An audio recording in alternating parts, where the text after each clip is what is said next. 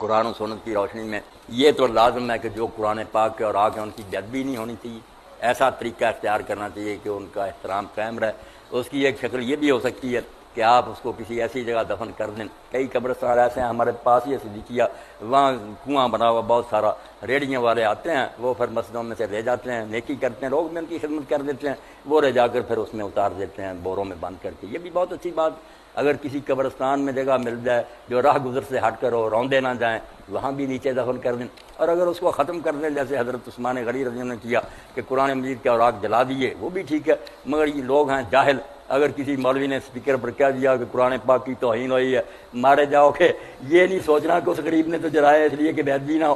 آپ نے پھیلا دیا، اس نے قرآن کی بے ادبی کی۔ بات یہ کہ ایک جلاتا ہے حرام دادا کہ قرآن کوئی کتاب نہیں، ایک جلاتا کہ یہ حرف مٹ جائیں یار بے ادبی نہ ہو، نیت کا زمین و آسمان کا فرق۔ مگر کئی جگہ لوگ مارے گئے، اس بیچارے نے قرآن مجید کے اوراق جلائے پرانے، مولوی نے دوسری مسجد میں اعلان کر دیا کہ قرآن کی بے ادبی ہوگی، لوگوں نے جا کر قتل کر دیا، بعد میں روتے پھرے پھر کہ یار خام خواہ مار دیا۔ تو آپ وہ پہلا طریقہ ہی کریں، دفن کر دیں کہیں، باقی اگر تنہائی میں علیحدہ اگر آپ ایسا کر دیں، جلا بھی دیں تو کوئی بات نہیں، حرف مٹ جائیں گے، بچ جائے گا قرآن، وہ راکھ پھر اچھی جگہ کسی جگہ دفن کر دیں۔